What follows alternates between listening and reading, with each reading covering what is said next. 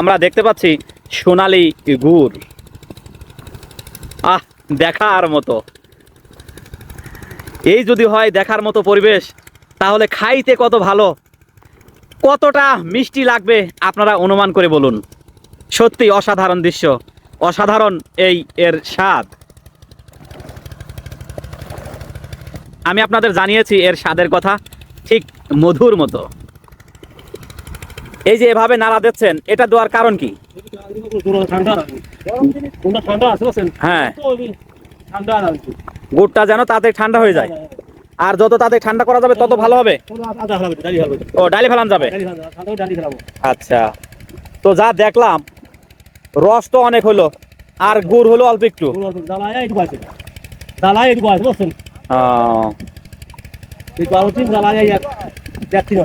আচ্ছা, রস কয় কেজি থেকে কত কেজি, রস কত কেজি থেকে কত কেজি গুড় পাওয়া যায়? আবার হ্যাঁ, মাত্র। আবার বলেন তো। হ্যাঁ, 12টা দিলে 1.5টা হবে গুড়। রসটা দিলে গুড় হবে 1.5টা। এ তো অনেক কম। অনেক কম। এই জন্য তো এত পরিশ্রম করা লাগে।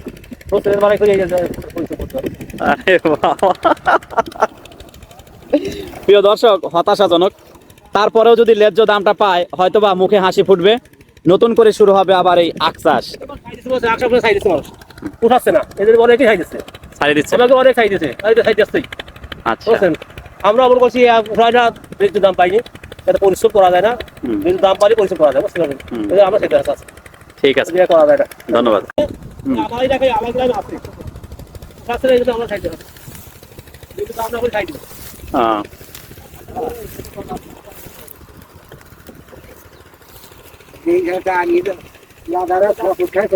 হ্যাঁ, ডালেন।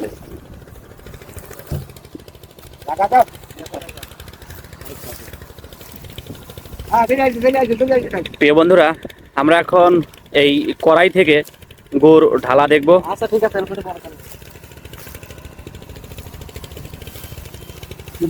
দেখুন, একটা কড়াইটাকে উঁচু করতে লোক প্রয়োজন 4 জন।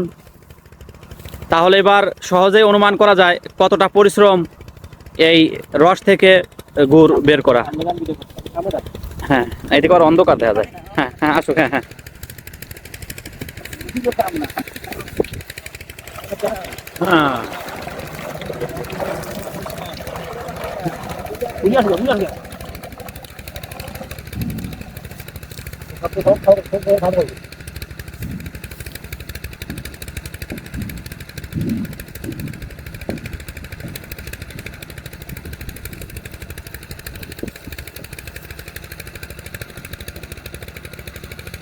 সমস্যা কি জানেন? এই দেশে যেই ক্ষমতায় আছে নিজের স্বার্থ দেখছে। এই দেশটা যদি না না, এই দেশটাকে যদি ভালোবাসতে, বুঝছেন, তাহলে এই দেশ সোনা না, সোনা না, হীরার দেশে রূপান্তর হইতো। ঠিক আছে, সমস্যা হলে দেশটাকে ভালোবাসে নাই, সেই বড় হয় সেই। কিন্তু আমরা কৃষকই থাকি যাই, কিন্তু হ্যাঁ, নিজের প্রাপ্যটুকু দেয় না, ওই জায়গায় তো সমস্যা।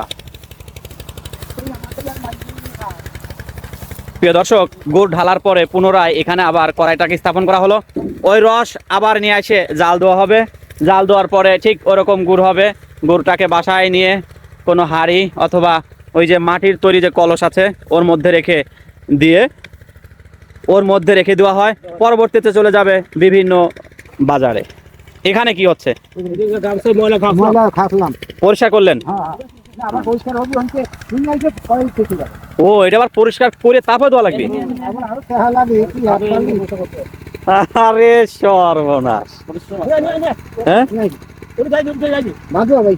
প্রিয় দর্শক, ভেবেছিলাম যে এইভাবেই রসটাকে ঢেলে দেবে, কিন্তু না, এইটাকে আবার এই যে দেখুন কি করছে, পরিষ্কার করছে। ওখান থেকে পরিষ্কার করার পরে আবার পরিষ্কার করছে, আমারও গামছা দিয়ে পরিষ্কার করা লাগবে, আবারও গামছা দিয়ে পরিষ্কার করতে হবে। তারপরে ওইটা দিয়ে আবার ফেলা লাগবে। আবার এটা আছে জান মেথা হবে নি হ্যাঁ জাল দেবো তো আর মানে এমনি মনে হয় এরকম আছে বুঝলেন এরকম এমনি আছে বুঝতে পারছি। যে কি পরিশ্রম কি লাগে এর হ্যাঁ খরচ অনেক খরচ আছে। হ্যাঁ এই জন্য তো হ্যাঁ বাবা হ্যাঁ। প্রিয় দর্শক শ্রোতা, আমরা ভাবি এই রসটা খুব সহজে পাওয়া যায় না, প্রিয় দর্শক মিথ্যা কথা। এই যে দেখুন, ওই যে দাঁড়িয়ে আছে, আখগুলো কেটে এইভাবে নিয়ে এসে পরিষ্কার করতে হয়। পরিষ্কার করার পরে এই যে এরকম দেখা যায়। তারপরে এই যে মেশিন, আর এই মেশিনটাকে ঘুরিয়ে মারাই করে এরকম রস পাওয়া যায়। আর এই রস থেকেই চলে আসে গুড়। এত সহজে না প্রিয় দর্শক, এটাকে জাল দিতে হয় ঘন্টার পর ঘন্টা। শুনেছি 2 থেকে 2.5 ঘন্টা জাল দেওয়ার পরে ওই আসল গুড় আমরা পাই। প্রিয় বন্ধুরা, আমি এসেছি চর লক্ষ্মীপুর একটি আখের খোলা, সেখানে এসেছি। আমাকে আদর করে এই ভাই শরবত খাওয়াচ্ছে, ধন্যবাদ জানাই ভাইকে। এই যে দেখুন, আসলে দেখার মতো, পাগল করার মতো এর সৌন্দর্য। নিশ্চয়ই খেতে অনেক মজা হবে। আপনি এটা একটু ধরেন, আপনাদের কি করা আছে আমার না, এটা ঘুরবি, ব্যাগ আছে পিছনে। সত্যি অসাধারণ প্রিয় বন্ধুরা, কি বলবো এর রূপের কথা, কি বলবো এর স্বাদের কথা, বললে হয়তো বা কম হয়ে যাবে। আপনারা আসবেন চর লক্ষ্মীপুর, এই গ্রামে আসবেন, খেয়ে যাবেন আখের রস, দেখে যাবেন গ্রাম বাংলার অপরূপ সৌন্দর্য। সত্যি আমার ভালো লেগেছে।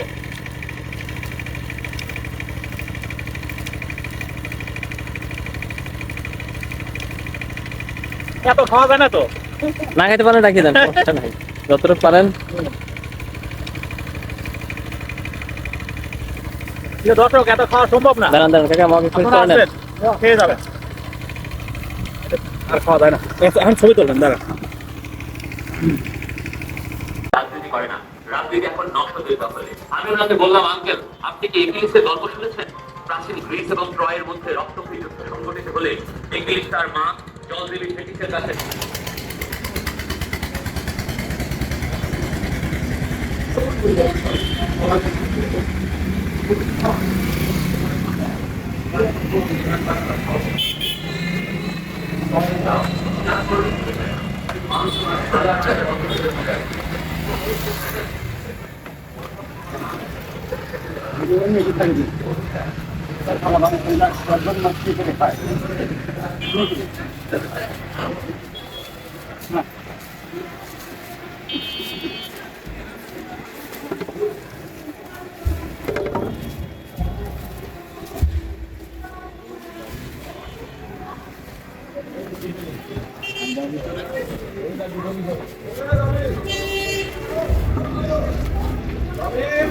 কোথায় যাবে এগুলো? ঢাকা, ঢাকা না, রংপুর যাবে।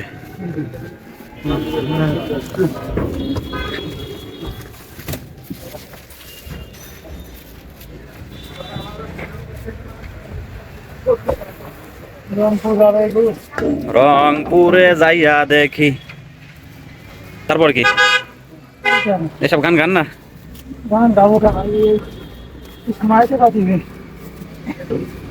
আরে ভাই হেভি ভিডিও আছে, দেখো।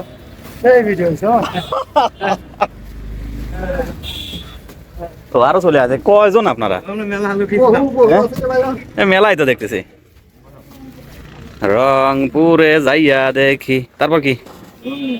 ও, আপনি তো তা কিছুটা জানেন। ওরা বলবারই পাইলো না, বুঝছেন? বলে ভাই এই কাম করি, সময় পাই না, গান গাবো কোন সময়? আমি বললাম ভাই কামের ভিতরে গান কি, তাহলে পুরোটা বলেন তো। রংপুরে যাইয়া দেখি, হ্যাঁ ওই রকমই, ওই সবাই ওই একই কথা কয়।